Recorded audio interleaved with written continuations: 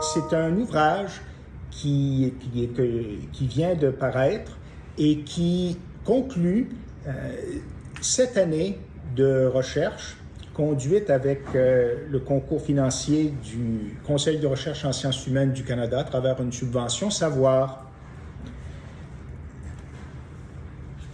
L'idée ce matin, c'est de faire un état des lieux de ce qui en est des accords commerciaux préférentiels et du traitement des produits culturels dans ces accords commerciaux préférentiels.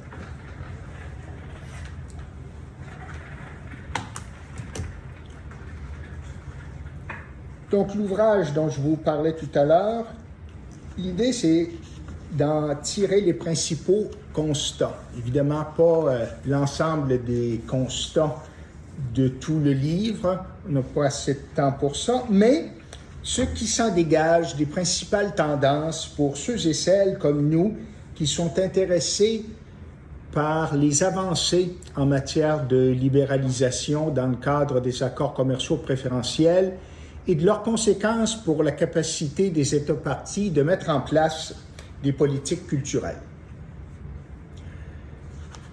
Première chose, comme on sait, c'est que le commerce et la culture, même si ce sont des domaines distincts, ce sont des domaines qui se croisent lorsque les produits culturels sont concernés. Par produits culturels, outre les arts visuels, les arts du spectacle et les arts littéraires, les produits culturels, et par produits ici on doit comprendre à la fois les biens et les services. Les produits culturels comprennent les journaux, les magazines, les livres, les films, les enregistrements vidéo et musicaux, la radio et la télévision, et ça à la fois sous forme dite traditionnelle ou numérique. Le secteur culturel, quant à lui, comprend l'audiovisuel, qui lui comprend le cinéma, la radio, la télévision, les enregistrements sonores, la publicité, la photographie, l'imprimerie et l'édition, le divertissement, les agences de presse et d'information, les bibliothèques, les archives et les musées. Dans la mesure où ces produits reflètent l'identité culturelle des États, leur traitement dans le commerce international a fait l'objet depuis longtemps de débats quant à savoir si et dans quelle mesure ils devraient être exemptés de la libéralisation des échanges et des obligations qui y sont associées. Certains États, comme les États-Unis, grands exportateurs de produits culturels, soutiennent que les produits culturels ne doivent pas être traités différemment des autres produits. À l'inverse, des États comme la France et le Canada, préoccupés par l'impact des produits culturels étrangers sur leur identité culturelle, moi j'ai oublié d'avancer. Voilà. Des États comme la France et le Canada, préoccupés par l'impact des produits culturels étrangers sur leur identité culturelle et ou soucieux de poursuivre des politiques et des mesures culturelles visant à promouvoir leur culture nationale, ont cherché à exempter, totalement ou partiellement, les produits culturels de la libéralisation économique. Ainsi, il existe d'un côté le modèle dit du marché mondial ou culture-commerce, qui considère la culture comme une marchandise à traiter comme les autres marchandises, et, de l'autre côté, le modèle de la culture locale ou culture-identité, qui considère la culture comme un mode de vie, un bien public méritant l'intervention des pouvoirs publics.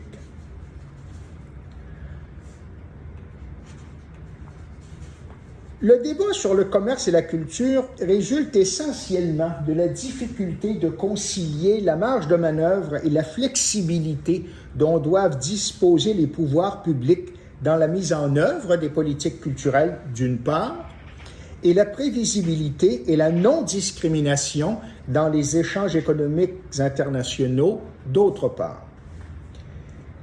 La position des gouvernements et des peuples sur ce débat repose sur des combinaisons variées, à la fois de principes et d'intérêts, qui sont le plus souvent difficiles à démêler. Mais c'est toujours une combinaison des deux. Et depuis le 21e siècle, deux phénomènes concomitants ont ajouté une nouvelle couche de complexité au débat sur le commerce et la culture.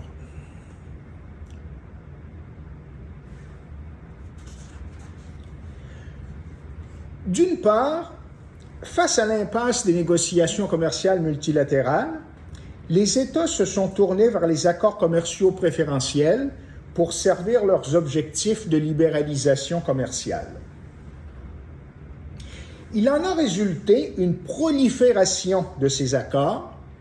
Ainsi, en septembre 2023, l'Organisation mondiale du commerce avait reçu notification de 361 accords commerciaux préférentiels qui sont actuellement en vigueur, dont près de 200 couvrent les biens et services.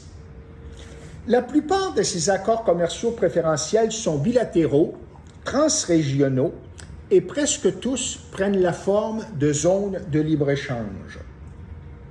D'autre part, les nouvelles technologies ou les technologies numériques représentent des opportunités économiques croissantes et élargissent considérablement les moyens par lesquels les contenus culturels sont diffusés, sont d'abord créés et diffusés. La révolution numérique a donc un impact considérable sur les industries culturelles, remet également en question la pertinence des mesures actuelles de réglementation en matière culturelle et oblige à repenser les politiques culturelles. Le débat sur le commerce et la culture a conduit les États à obtenir en 2005 l'adoption, au sein de l'Organisation des Nations Unies pour l'éducation, la science et la culture, à savoir l'UNESCO, l'adoption de la Convention sur la protection et la promotion de la diversité des expressions culturelles. La Convention reconnaît la double nature, à la fois économique et culturelle, des activités, biens et services culturels, qui, en tant que vecteurs d'identité, de valeur et de sens, ne doivent pas être traités comme ayant uniquement une valeur commerciale. La Convention réaffirme également le droit souverain des États d'utiliser toute une série de mesures, à la fois financières et réglementaires, dans la poursuite de politiques culturelles, et ce, pour favoriser la diversité culturelle à la fois sur leur territoire et au niveau international.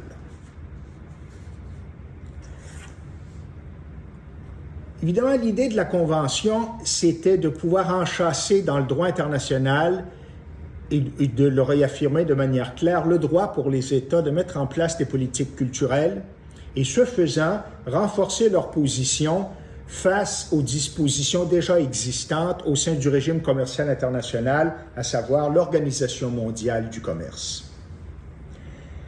Avant d'en arriver aux principaux constats de mon étude, je veux faire ressortir quelques faits saillants. Le secteur audiovisuel est celui dans lequel le plus petit nombre de membres de l'OMC ont des engagements, et ces engagements sont le plus souvent eux-mêmes sujets à des limitations. Autrement dit, c'est le secteur qui est le moins libéralisé au niveau multilatéral. Si les services culturels, et notamment les services audiovisuels, n'ont pas fait l'objet, dans le cadre de l'accord général sur le commerce des services, d'un nombre significatif d'engagements à la suite du cycle d'Uruguay, pas plus qu'ils n'ont fait l'objet d'offres de libéralisation dans le cadre du cycle de Doha. Cependant, et c'est tout à fait l'objet de l'étude, certains accords commerciaux préférentiels ont permis en revanche des avancées majeures.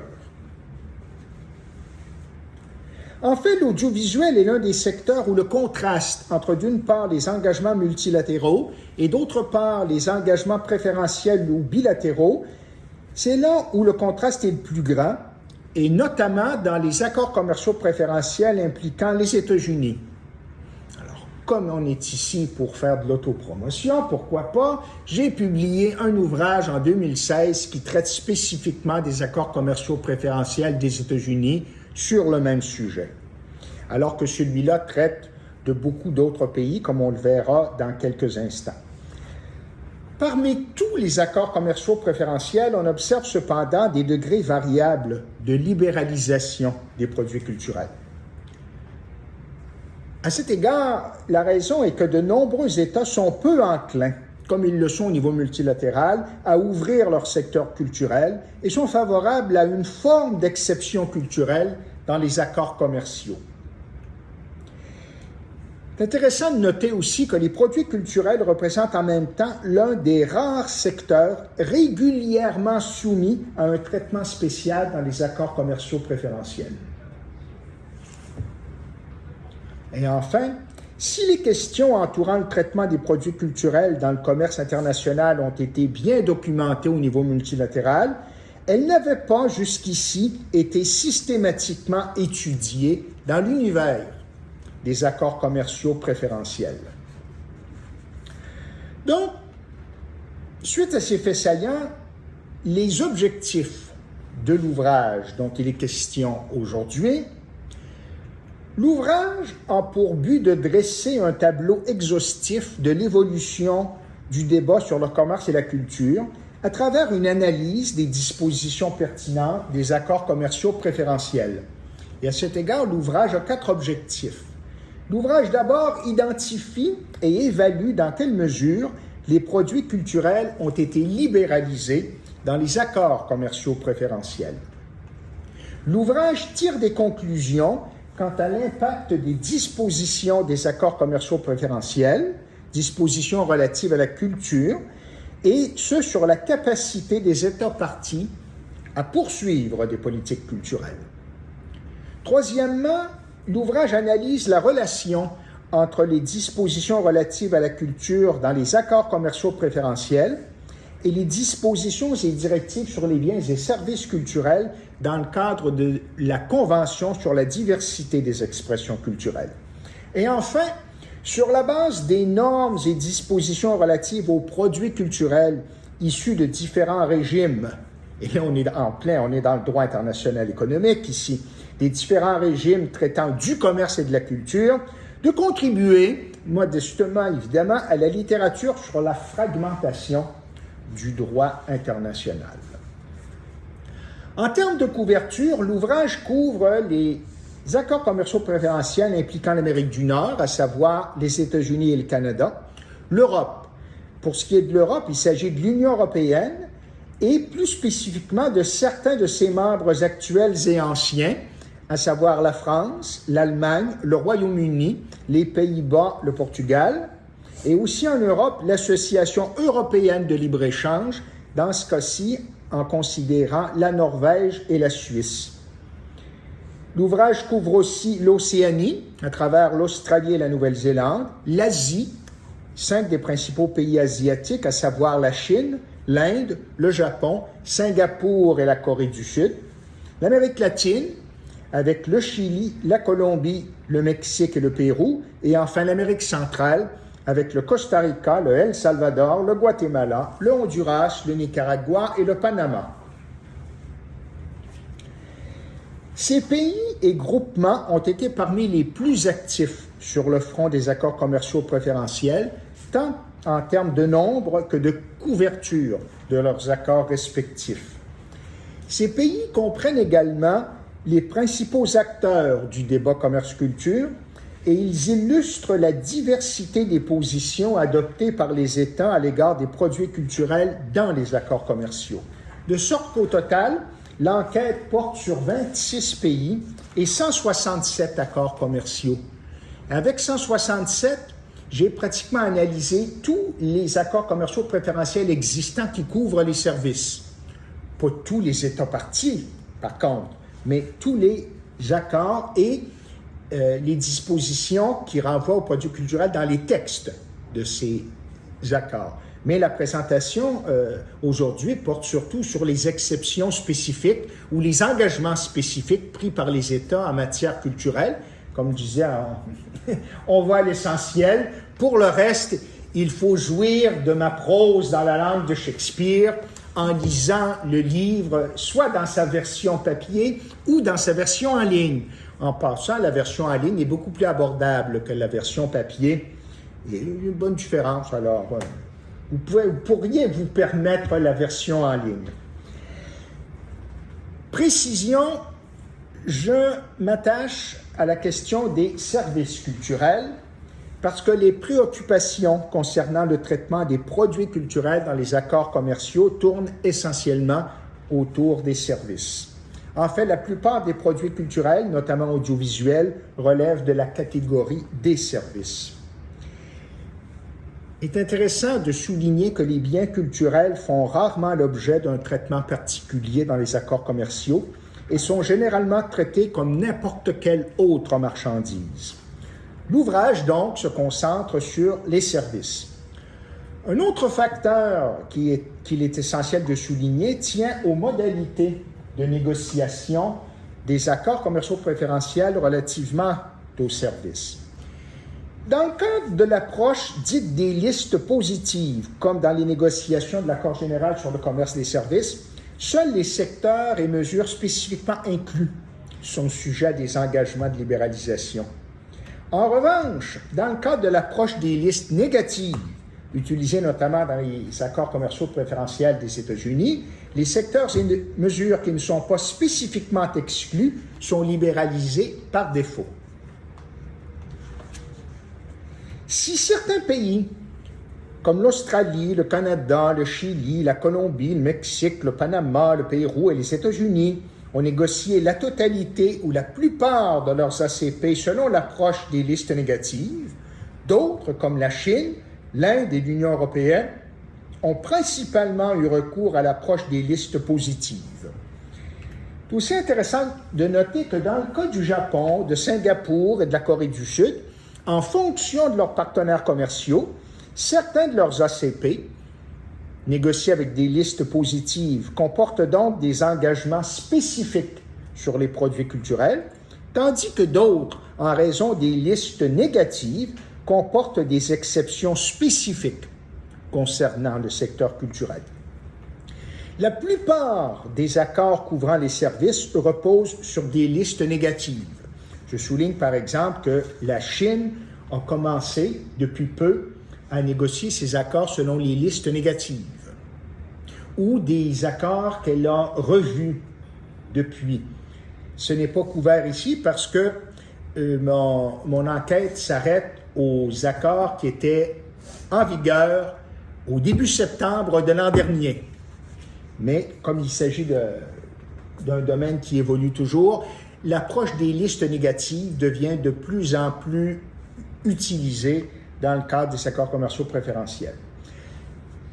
L'argument central de l'ouvrage, et ça c'est quelque chose que j'ai réalisé en étudiant les accords commerciaux des États-Unis il y a quelques années, et puis qui s'est confirmé quand j'ai investigué les 24 pays, les 26 pays dont j'ai fait état tout à l'heure, c'est que le nombre et la portée des dispositions, des engagements ou des exceptions relatifs à la culture dans les accords commerciaux préférentiels résultent principalement des positions de chaque État en matière de politique commerciale et de l'importance qu'un État attache aux politiques culturelles.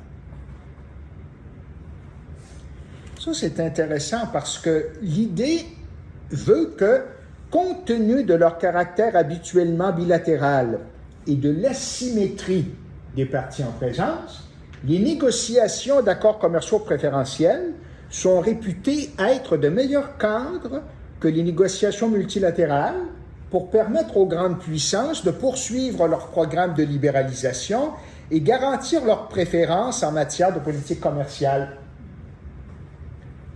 C'est peut-être le cas dans d'autres domaines, mais dans celui de la culture, moi, il y a des éléments qui permettent de conclure ça, mais pas de manière générale dans le domaine culturel. Ici, au contraire, les données montrent que les dispositions culturelles des États dans les ACP ont tendance à être cohérentes, quel que soit le ou les partenaires avec lesquels ils ont été conclus. Et au surplus, lorsque certaines dispositions sont ajoutées, modifiées ou supprimées, cela est généralement répété dans les accords ultérieurs.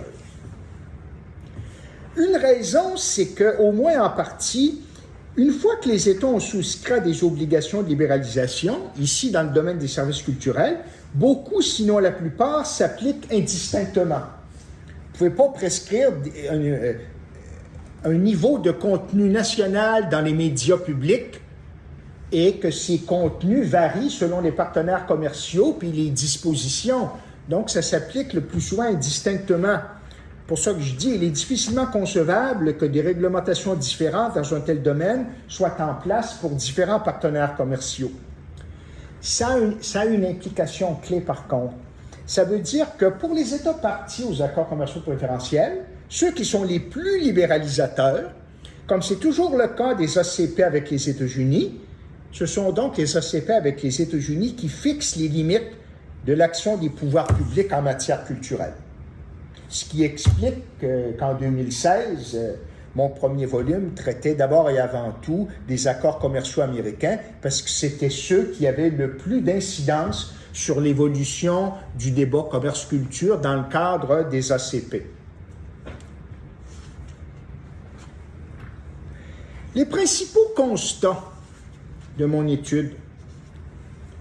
D'abord, dans la quasi-totalité des accords, les subventions sont exclues des chapitres traitant des services et de l'investissement ou des obligations principales de ces chapitres, avec pour conséquence que les États partis aux accords commerciaux préférentiels, presque toujours, conservent une grande latitude pour utiliser des mesures financières à des fins de politique culturelle.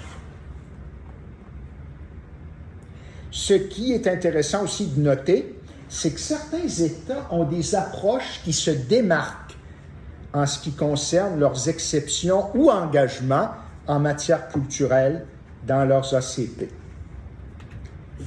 En vertu des chapitres sur les exceptions, le Canada, son exemption des industries culturelles, elle est dans les chapitres de ses accords, chapitre 10 sur les exceptions.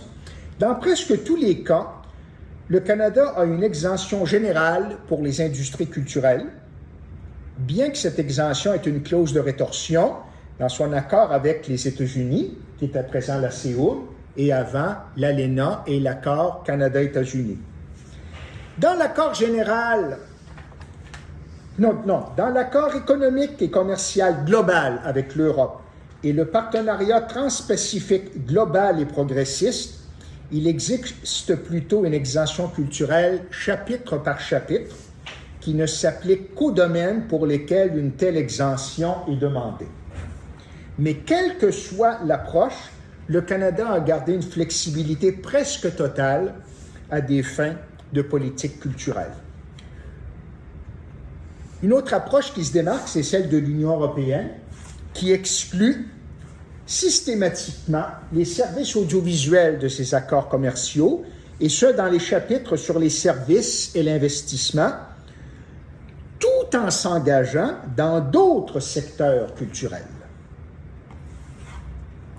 Ces derniers secteurs, je les ai mentionnés tout à l'heure, l'imprimerie et l'édition, les agences de presse, le divertissement, etc., ces derniers secteurs peuvent faire l'objet d'engagements ou de réserves ou d'exceptions plus ou moins importants de la part des États membres. C'est-à-dire que l'Union européenne a une liste unique d'engagements ou d'exceptions, mais chacun des États membres peut ajouter des engagements plus ou moins libéralisateurs selon ce qu'il décide.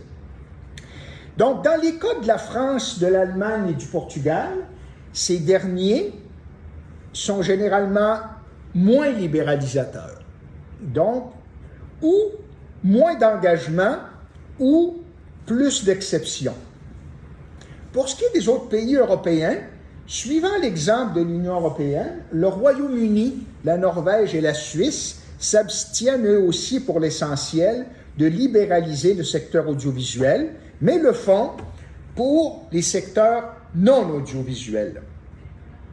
Ce qui est intéressant de noter ici, et puis qu'il faudrait voir, est-ce que ce n'est pas essentiellement de par leur besoin de s'aligner sur la position européenne, ou est-ce que ça relève aussi d'un choix? Ça, il faudrait voir. Parce que moi, mon analyse, elle repose sur l'analyse des textes. Je n'ai pas considéré les éléments des négociations, pas plus que je n'ai réalisé d'entrevues. Je suis d'avis que si il y a eu des compromis qui ont été difficiles à faire, par exemple, on a dû échanger tel domaine contre tel domaine, en général, les négociateurs ne sont pas autorisés à le dire. Donc, c'est toujours limité ce qu'on peut apprendre à travers des entrevues dites officielles, même quand ça demeure anonyme. Et puis, bon, on aura compris que comme il y a 126 accords, non plus que ça, 200 quelque chose, là, qui ont été analysés. Non, 167 en tout. Ce sont les textes. Alors, évidemment, il faudrait voir.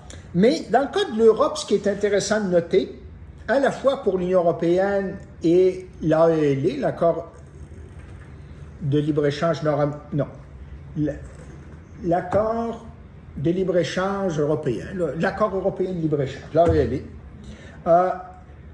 leur niveau de libéralisation est le même que les accords aient été conclus selon des listes positives ou négatives, ce qui est rare, parce qu'en général, on va voir qu'il y a une grande différence pour un même pays en matière de libéralisation des produits culturels si l'accord a été conclu selon des listes positives ou négatives, mais pas dans le cas de l'Europe, ni dans le cas des pays européens particuliers que j'ai évoqués tout à l'heure.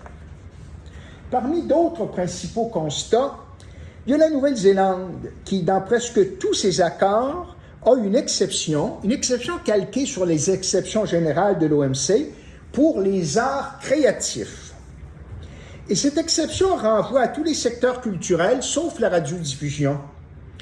Son impact, cependant, il est incertain parce qu'il a un caractère conditionnel ou souple, c'est-à-dire pour autant que ça ne représente pas un obstacle déguisé aux échanges, comme le veulent les exceptions générales dans la GCS et dans le GATT. Donc, ça peut être sujet à des groupes de règlement des différends pour déterminer. C'est pour ça qu'il y a un caractère conditionnel. Mais ce qui est intéressant dans le cas de la Nouvelle-Zélande, c'est qu'en même temps que la Nouvelle-Zélande, dans ses accords, selon des listes négatives, a cette exemption très large, la Nouvelle-Zélande s'est engagée de manière considérable dans le secteur audiovisuel, dans le cadre de la GCS, et répète les mêmes engagements très larges dans ses accords selon des listes positives. Alors ça, c'est vraiment une approche qui se démarque. L'essentiel, la raison, c'est que selon des listes positives, ça ne donnerait rien de ne pas se conformer à ce qui existe déjà dans la GCS. Selon des listes négatives, ils ont une approche tout autre, mais elle est incompatible, cette approche. Alors, à moins qu'il y ait des États qui s'en plaignent, ce qui pourrait éventuellement être le cas, la Nouvelle-Zélande a une position inconsistante. La raison, c'est que ces grands engagements ont été pris à une époque où la Nouvelle-Zélande avait adopté un tournant néolibéral marqué. Ils se sont ravisés depuis, mais là, ils doivent vivre avec des engagements qui datent d'une autre époque, d'un certain sens. Une autre approche intéressante se remarque de la part des pays asiatiques. Ça, c'est ce que je viens de dire par rapport à la Nouvelle-Zélande. L'autre approche, elle concerne des pays asiatiques comme le Japon, la Corée et Singapour, qui sont connus pour être favorables à l'ouverture des marchés culturels, mais qui refusent systématiquement de libéraliser le secteur de la radiodiffusion. On ne sera pas surpris de savoir que les États-Unis n'ont guère de réserve ou d'exception dans leurs accords commerciaux, y compris en matière culturelle. Ici, on n'ira pas dans le détail, mais c'est un tableau qui fait la synthèse des 24 pays sur les 26 que j'ai étudiés qui ont des accords selon des listes négatives. Il n'y a que la Chine et l'Inde qui n'en ont pas ici. Les principales exceptions, elles renvoient à la propriété, à la gestion et aux licences concernant les médias de communication sociale, aux prescriptions de contenu national dans la radio, la télévision publique, soit la télévision par subscription, la télévision par câble ou la télévision sur demande, le domaine de la publicité et le cinéma, donc autrement dit les quotas cinématographiques. Les accords de coopération audiovisuelle qui renvoient souvent à une exception à la clause de la nation la plus favorisée pour permettre des accords de coproduction audiovisuelle.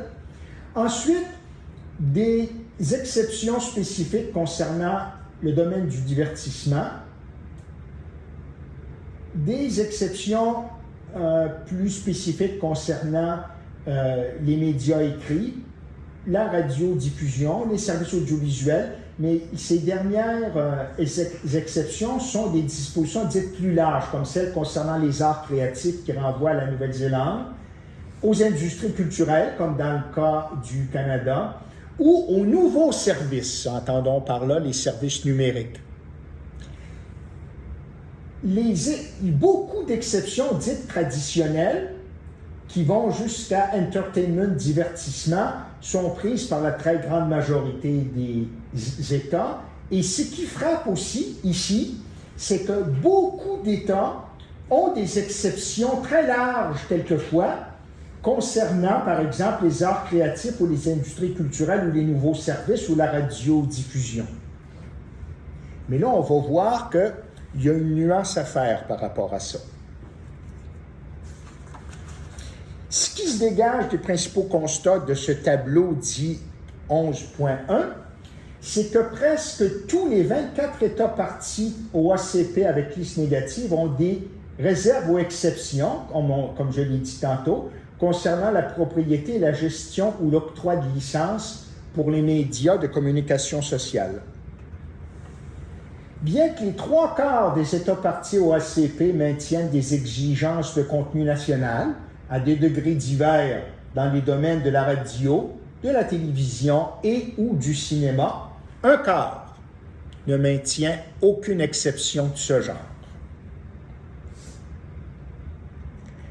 La plupart des États, donc, qui n'ont pas d'exception, notamment en matière audiovisuelle, à savoir le Guatemala, le Honduras, le Nicaragua et les États-Unis, ne pourraient pas en adopter en l'absence d'exceptions, comme je le disais tantôt, des exceptions généralement plus larges pour la radiodiffusion ou l'audiovisuel.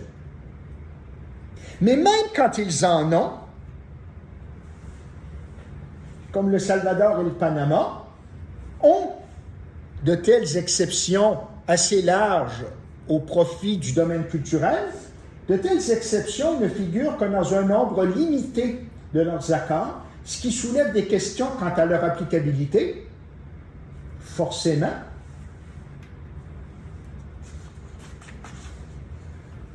Parmi d'autres principaux constats, les 2/3 des États partis au ACP examinés dans le livre ont des exceptions concernant les accords de coopération audiovisuelle. Le divertissement est le secteur non audiovisuel pour lequel il existe le plus grand nombre d'exceptions culturelles. Une légère majorité des États, tous les pays développés sauf un, ont des exceptions pour soit les services numériques ou soit ce qu'on appelle les nouveaux services.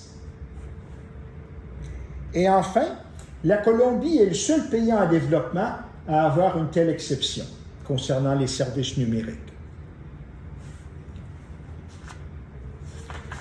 Pour ce qui est des accords avec liste positive, donc les principaux engagements en matière de services culturels, là, il y a, si je me rappelle bien, 23 pays qui figurent ici.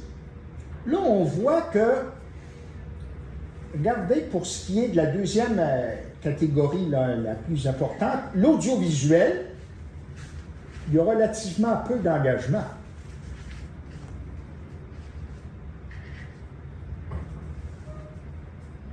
Et il y a beaucoup plus d'engagement, cependant, pour ce qui est des secteurs, outre le sound recording, qui est aussi un domaine audiovisuel, mais qui n'est pas la radiodiffusion.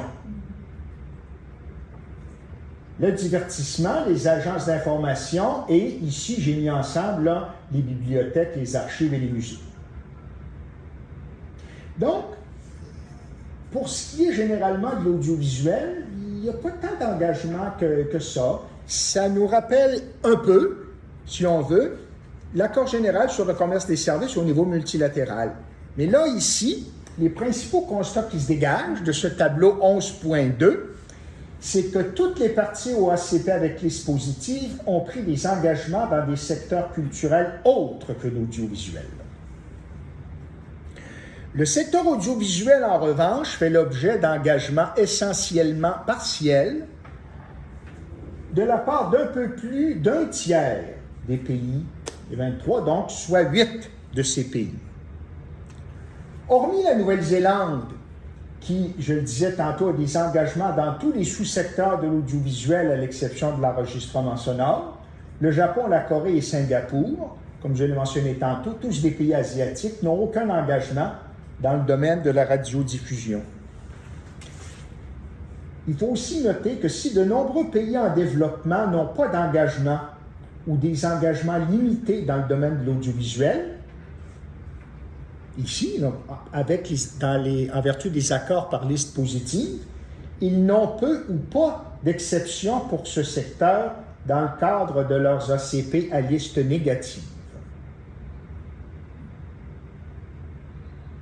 Ça veut dire que même s'ils ont gardé une grande latitude, une bonne raison, c'est que ces accords, souvent avec liste positive, ont été conclus avec l'Europe. Alors, comme l'Europe ne demandait pas forcément, mais des fois, ils peuvent l'avoir conclu un accord avec un pays favorable à la libéralisation, mais quand c'est négocié selon des listes positives, ils prennent peu d'engagement ou pas d'engagement.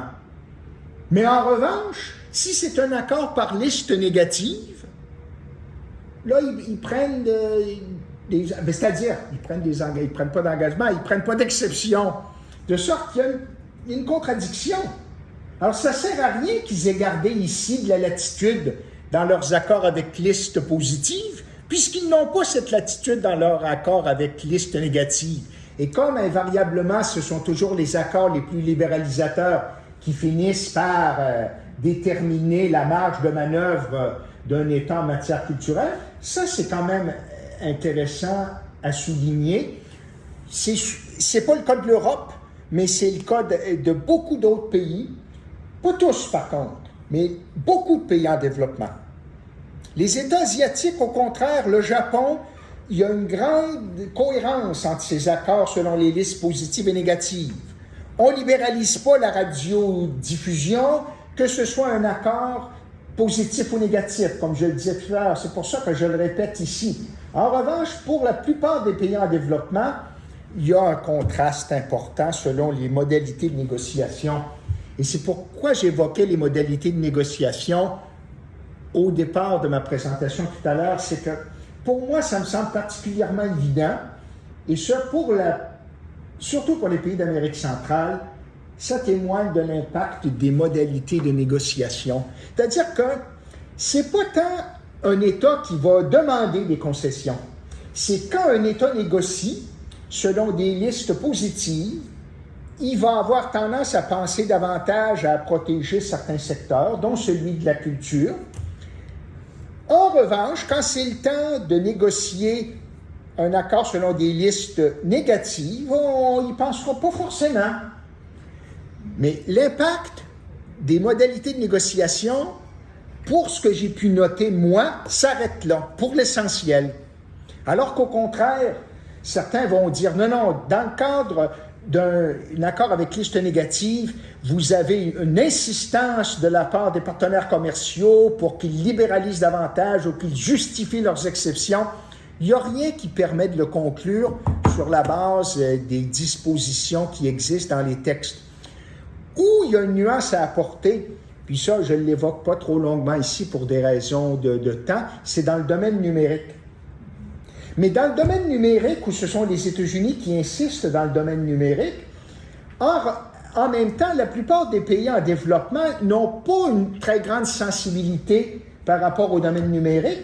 Donc, les États-Unis n'ont pas eu beaucoup à intervenir.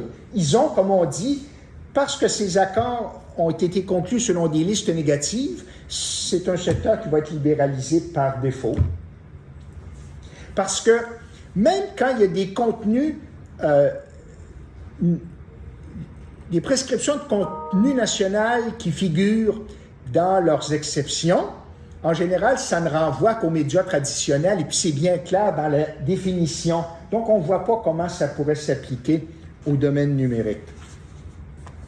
Parmi d'autres principaux constats, il existe donc des différences significatives entre les États parties au ACP quant au nombre et à la portée des exceptions en matière de réglementation culturelle. Ce qui est intéressant de noter aussi, c'est qu'un nombre et une portée plus importante d'exceptions culturelles s'accompagnent le plus souvent d'un nombre plus élevé d'exceptions dans divers secteurs. Autrement dit, est-ce que si un État a davantage d'exceptions en matière culturelle, est-ce que ça peut être le fruit de négociations difficiles? Ben, il ne semble pas, parce que presque invariablement, quand un État a davantage d'exceptions en matière culturelle, il y en a davantage dans beaucoup d'autres secteurs. Un autre élément qui est important, c'est le principe de réciprocité dans les négociations commerciales. On note souvent ici, évidemment, on touche aux services, pas aux biens, on note souvent une absence ou un manque de réciprocité en ce qui concerne les engagements ou les exceptions respectives des États parties aux accords, dont beaucoup de ces accords présentent des niveaux contrastés de libéralisation culturelle entre les États parties. J'en veux pour preuve, par exemple, l'accord de libre-échange entre l'Inde et le Japon, où le Japon a pratiquement tout libéralisé, sauf les nouveaux services et la radiodiffusion, et l'Inde, en contrepartie, n'a libéralisé que de manière modeste. Ça ne semble pas poser problème. Encore une fois, comme la plupart des pays ont le même niveau de libéralisation, peu importe le partenaire avec qui ils négocient, dépendant du partenaire, le contraste entre le niveau de libéralisation peut être assez important, et c'est le cas quelquefois. Donc, on remarque souvent un manque, sinon une absence de réciprocité. Et ce manque de réciprocité, on le note aussi dans la GCS, et à cet égard, il fait écho aux différents degrés de libéralisation des services des États dans le cadre de la GCS. Puis c'est le cas pour le secteur culturel. Dans la GCS, comme on sait, il y a des États qui ont libéralisé davantage le domaine culturel que d'autres, même si très peu ont libéralisé le secteur culturel, comme je le disais tout à l'heure. Il n'y a pas du tout cette notion de réciprocité dans le cadre de la libéralisation sur les services dans la GCS. Dans la GCS, les États-Unis ont presque tout libéralisé le secteur des services. Alors, il semble qu'il y ait évidemment une dynamique tout à fait différente que dans le domaine de la libéralisation des biens, évidemment. Donc, tout ça pour dire que, à la suite de mon étude, tous ces éléments m'ont amené à conclure que plutôt que la dynamique des négociations, ce sont les positions des États en matière de politique commerciale et leurs préoccupations en matière de politique culturelle qui n'expliquent pas tout, mais qui expliquent principalement le nombre et la portée de leurs dispositions, engagements ou exceptions liés à la culture, dans leurs accords commerciaux préférentiels respectifs et la flexibilité qui en résulte pour leur permettre de poursuivre des politiques culturelles. Je vous remercie.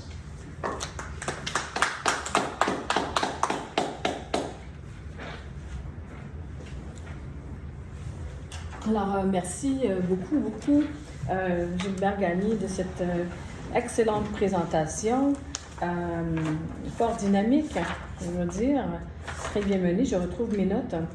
Alors, j'ai pris quelques notes, mais premièrement, félicitations pour ce livre. C'est pour ça que ça explique beaucoup pourquoi on ne s'est pas vu depuis longtemps, parce que quand tu écris un livre, je sais que tu es très minutieux, puis c'est un travail très perfectionniste, et je pense que ce livre démontre tout à fait cette qualité donc, que tu as de rigueur et de perfectionnisme. C'est un travail que tu as dit exhaustif. Tu as passé à travers tous les accords, les 167 textes. Oui. Avec quand même un terrain, avec des pays qui ne se ressemblent pas du tout. Donc, c'est une grande variété, c'est une grande complexité. Et aussi, c'est un travail qui t'amène, et ça c'est très rare, il faut le mentionner, à maîtriser non seulement le domaine des relations internationales et des négociations, mais les croisements entre divers domaines, le droit, les politiques culturelles, les traités en matière culturelle, mais aussi les politiques publiques. Comme tu le dis, c'est vraiment les politiques des pays. Donc, il faut connaître ces éléments-là, capable de lire, en tout cas, de qu'est-ce que ça signifie dans un accord, qu'on parle de ceci ou de cela. Donc, c'est vraiment au niveau du droit de la culture, mais aussi de l'économie et du commerce. Et effectivement, cette grande différence entre les négociations commerciales entre les biens et les services, puis lorsqu'on parle des produits culturels, ben, on a tendance à faire un tout avec ça, mais c'est très, très différent, comme toi, tu le comprends très, très, très, très bien. Et aussi, l'autre dimension, c'est-à-dire toute la charge du numérique.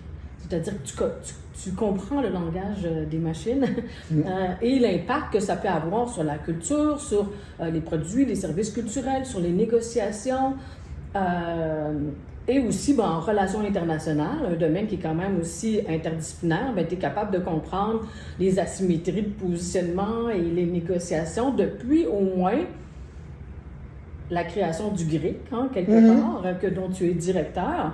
Et donc, je dirais que ça fait au moins 25-30 ans que tu suis ce domaine. Donc, c'est du travail d'une longue haleine. Et je pense que tu as raison de le dire, c'est un ouvrage qui est unique. En plus, publié en anglais, donc ça va te donner un rayonnement fort intéressant. Mais probablement que c'est le seul ouvrage de ce type qui existe mondialement. Donc, je pense que ça, c'est tout à ton honneur. Donc, je te félicite. Et puis, j'ai été très, impressionnée par l'ampleur de ton travail. Donc, la question des listes positives, des listes négatives, ça, c'est super intéressant. Et ce que je retiendrai, c'est justement cette idée que, dans le fond, la liste négative favorise l'impact de libéralisation des accords, mais aussi l'impact libéralisateur des innovations, puisqu'on ne peut pas prévoir ce qui va arriver dans le futur. Et donc ça, c'est probablement une stratégie des États-Unis pour justement exploiter cet élément qui est comme un peu une transformation silencieuse. Les États s'en rendent pas compte. C'est pour ça qu'on dit libéraliser par défaut. On n'a même pas réalisé qu'on a libéralisé, on le réalise plus tard. C'est ça. Mais tout ce qui est intéressant aussi, c'est que tu dis que c'est un domaine en évolution qui est beaucoup marqué par le fait que chaque État, finalement, définit l'interface commerce, culture, numérique, etc. Et tu dis, bon, pour la plupart des pays, sauf les pays en développement qui, comme tu l'as dit, qui ont souvent des incohérences, il y a quand même une très grande cohérence. Mais dans le fond, dans quelle mesure, justement, et c'est là qu'on peut poser la question, tu l'as posée toi-même, dans quelle mesure les États comprennent vraiment qu'est-ce qu'ils sont en train de faire. Même le Canada, on pourrait revenir tout à l'heure là-dessus, j'aimerais bien t'entendre sur la COM et la question de la dispute là, qui est en cours. Donc, qu'est-ce que ça signifie?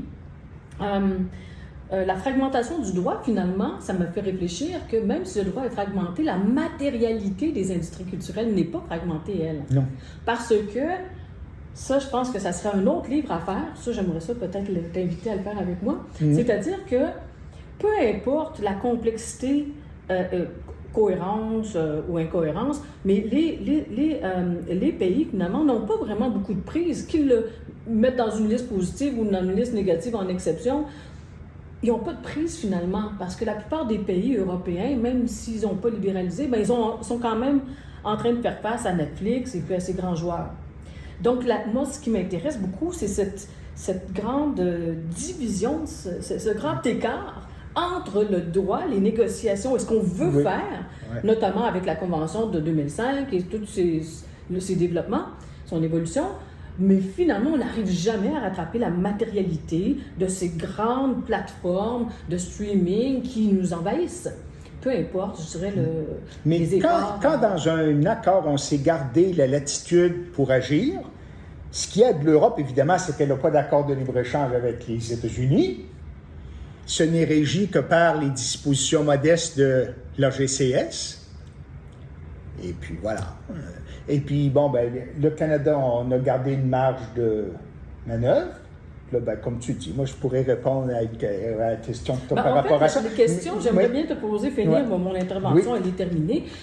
Donc, félicitations, mais j'aimerais ça t'entendre justement parler de justement ce nouveau bras de fer qui va arriver, c'est-à-dire si on a cette marge de manœuvre, et je pense que la plupart des pays actuellement se rendent compte de l'urgence d'agir, comme on dit au Canada, au Québec, mais dans quelle mesure, justement, par exemple, avec la loi au Canada, on va être capable de faire quelque chose, parce que non seulement, comme tu le sais, en droit, on doit avoir, comment dire, un droit positif qui s'exprime, mais aussi il faut avoir une effectivité du droit. Oui. Et donc ça, j'aimerais t'entendre, je sais que tu as beaucoup de choses à dire là-dessus. Et aussi, bien, ça pose la question des représailles et des relations de pouvoir entre les entreprises, qui sont souvent américaines, et le reste du monde, qui n'ont pas nécessairement le pouvoir régulateur. Même l'Europe, on peut se poser la question, même avec le déploiement de règlements fort intéressants. Donc, j'aimerais t'entendre par rapport à ça. Donc, premièrement, l'efficacité peut-être du droit versus, et aussi ce bras de fer là, qui va s'amorcer. Oui. En Europe, les directives concernant les plateformes numériques et puis un minimum de 30% de contenu européen, c'est en place depuis déjà un certain nombre d'années. Il faudrait voir les études, s'il y en a, des études exhaustives qui ont été faites quant à savoir si c'est effectif. Moi, j'ai compris, et c'est la veille que Antonios fait et puis que je supervise pour le compte de la Fédération internationale des coalitions pour la diversité culturelle. Moi, ça me semble tout à fait effectif. Évidemment, les États-Unis ne sont pas contents, mais comme ils n'ont pas d'accord de libre-échange et puis que l'Europe est déterminée à aller de l'avant, ben, ils peuvent continuer les grandes plateformes. Puis il y a Spotify aussi, qui, elle, est suédoise, après tout. Là. Il n'y a pas que des acteurs américains qui sont en cause. Il y a les acteurs chinois maintenant qui sont de plus en plus présents. Moi, je pense que l'Europe a montré que c'était tout à fait possible. L'Australie veut mettre en place des prescriptions de financement et puis des prescriptions de contenu. Les États-Unis ont été prompts à dire que ça ne rencontrait pas les conditions parce que l'Australie peut le faire. Les États-Unis il y a certains États partis à des accords commerciaux américains, ont des exceptions comme la Colombie, la Corée du Sud et l'Australie, pour leur permettre d'assurer un contenu national dans les médias en ligne, mais il faut qu'ils prouvent que ça rencontre certaines conditions. Il faut, par exemple, que l'accès au contenu national dans les plateformes en ligne soit difficilement accessible. Enfin, il faut justifier tout ça. Le gouvernement australien, lui, va de l'avant avec ces mesures, comme si ces conditions-là, telles que stipulées dans leur accord commercial bilatéral, n'existaient pas. Alors, évidemment, la Motion Picture Association s'est plainte, mais pour autant que je sache, l'Australie va de l'avant, malgré tout, ne se sent pas lié par des conditions comme quoi que il faudrait voir, puis de toute façon, c'est en anglais, il faudrait que je traduise à mesure des termes assez techniques, mais il y a des conditions, mais grosso modo, ça n'empêche pas l'Australie d'aller de l'avant. Pour ce qui est de l'ACOM, si je comprends bien ta question, tu fais référence la loi sur le service continu en ligne, sur les services continus en ligne. Ce qui est intéressant, c'est que l'exception culturelle, l'exemption culturelle, telle qu'elle figure dans le chapitre sur les exceptions dans la CEUM, d'abord, s'il y a un différend, ça ne peut être renvoyé qu'au mécanisme de règlement des différends de la CEUM, avec une certaine restriction si un groupe spécial est formé quant à sa juridiction, avec des implications qu'on ne connaît pas encore.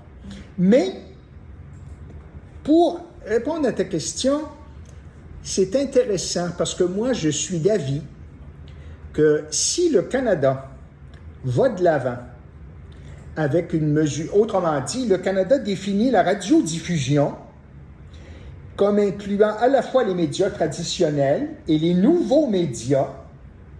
Donc, s'il s'agit d'une diffusion en ligne, ou à la demande, c'est encore de la radiodiffusion. Or, il y a une loi sur la radiodiffusion au Canada depuis les années 30, si je ne m'abuse. Donc, on a actualisé la définition de la radiodiffusion. Moi, pour autant que je sache, un pays a le droit de faire ça.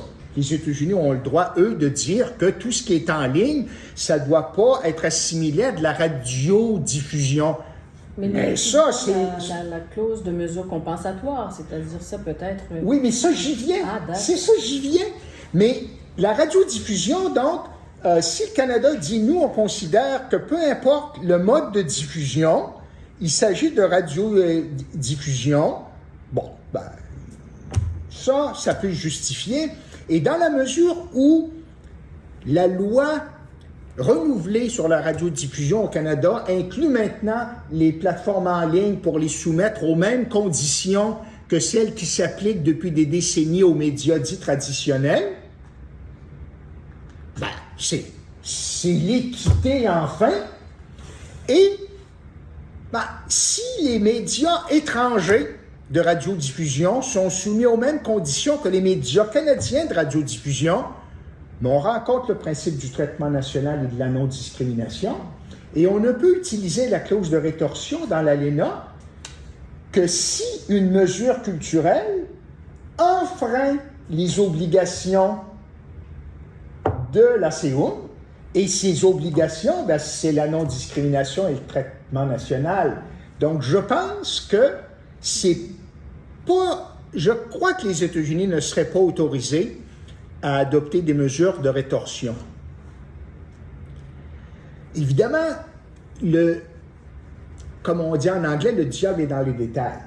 Est-ce qu'une loi peut être très bien juste ou non discriminatoire dans son objectif et dans sa formulation, mais peut se révéler telle dans son application?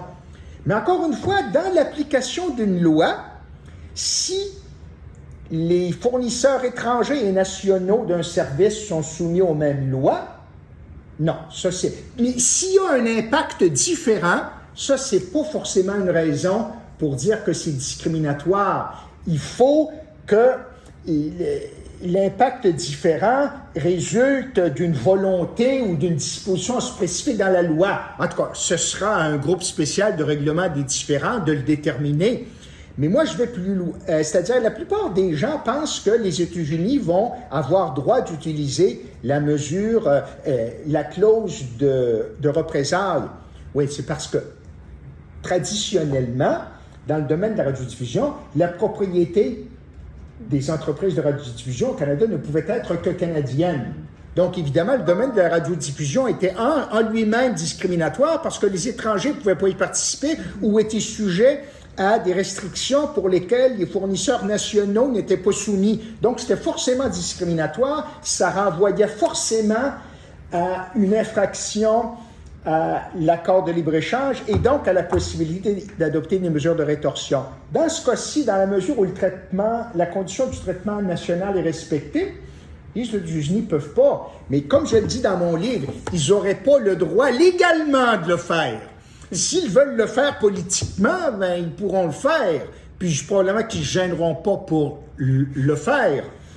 Alors, on ne sait pas trop, mais moi, je suis relativement optimiste. Puis je suis d'autant plus relativement optimiste que l'Australie va de l'avant, le Canada va de l'avant, l'Union européenne va de l'avant plus que jamais, et au sein de l'Union européenne, il y a des pays maintenant particuliers comme l'Espagne, la France, qui vont encore plus loin pour justement assurer leur culture nationale dans les plateformes numériques. Et comme tu disais avec justesse, Michel, c'est quelque chose qu'on voit de plus en plus. Donc, moi, je suis assez optimiste. Donc, la souveraineté numérique, c'est quelque chose de possible. C'est-à-dire que la souveraineté numérique, il faut distinguer. Moi, là, ce qui est possible en termes de politique ou de mesure, je ne connais pas ça, moi. Je ne suis pas un spécialiste de l'Internet, je suis un spécialiste commercial. Et c'est pour ça que je renvoie à ce qui se fait en Europe. Je pense qu'en Europe... si on va sur des plateformes en ligne, il doit avoir un 30% de contenu européen facilement accessible, mis en valeur Parce que si c'était pas le cas, moi, pour autant que je sache, la Commission européenne ne rit pas avec ça. Et le gouvernement français est probablement là pour dire à la Commission européenne, faites vos devoirs.